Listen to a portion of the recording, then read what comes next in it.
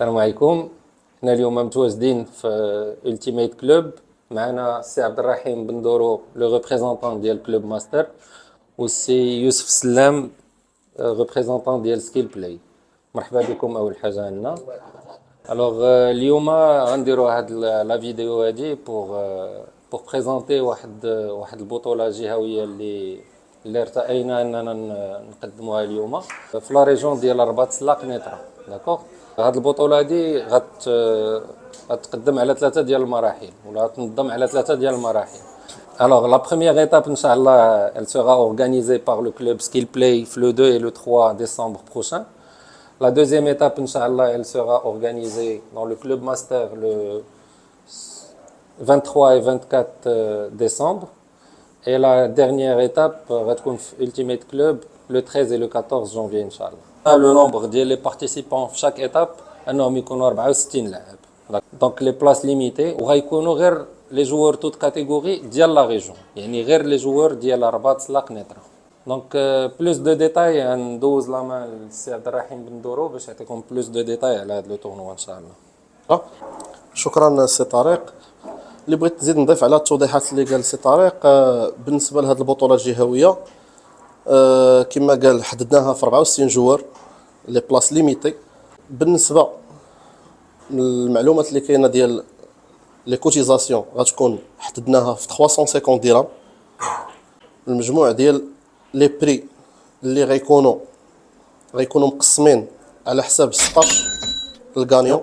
نورمالمون هاد لي 64 جوار غيكونوا تابعين لهاد الجهه اللي هي الرباط سالا القنيطره. لا سيليكسيون ديال هاد 64 جوار نورمالمون خصهم يكونوا المقر ديال العمل ديالهم ولا السكن ديالهم في هاد ثلاثه الاقامه ديالهم في هاد ثلاثه ديال المدن اللي هي الرباط سلا القنيطره. من ناحيه ديال الناس اللي غيتقيدوا، كان عندنا شي شك في ديال شي جوار خارج من هاد لا ريجيون. حنا راه بثلاثه في اللجنه اللي غنتشاوروا على هاد اللعاب وناخذوا لا ديسيزيون واش غيلعب ولا لا. خصنا تنتاكدوا من مكان الاقامه ديالو ولا العمل ديالو. شكرا سي طارق وسي عبد الرحيم على التوضيحات اللي مدوا لينا. واحد التوضيحات بالنسبه لي زاربيتر لي كومونطاتور. هاد الدوري هذا غيكون 100% جهوي. مدينه القنيطره سلا الرباط، لا من ناحيه لي زاربيتر لا من ناحيه لي كومونطاتور لا من ناحيه اللعاب. وبالنسبه لي بري دي غانيون راه غيكونوا قدامكم هنا في لافيش.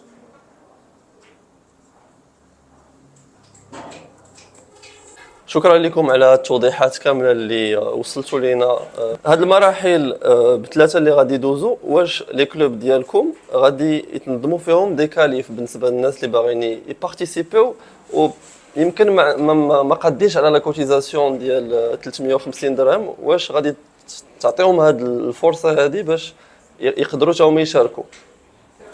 بالفعل سي طارق، من بعد ما تشاورت انا والاخوان السي طارق والسي يوسف، غيكونوا دي بتيت كاليف في لي صال بثلاثه اللي هما منظمين ماستر كلوب، التيميت بول وسكيل بلاي. بالنسبه للناس اللي ما قادرينش انهم يخلصوا 350 درهم، غيكونوا دي بتيت كاليف بوسيبل دي بتيت كوتيزاسيون، بحال مثلا دابا 30 درهم 50 درهم، يكونوا فيها 8 جوار 6 جوار على حساب شحال مثلا النومبر اللي جمعوا.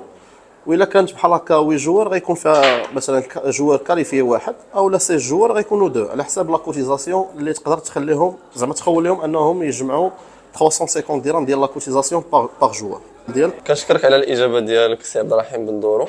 عندي واحد السؤال واحد اخر، بالنسبه لي ديفي على شحال غادي تلعبوا؟ بيسكو لا كوتيزاسيون 350 درهم، بالنسبه لكم شحال خصو يكون ديفي؟ واش A9 واش A10 واش A8؟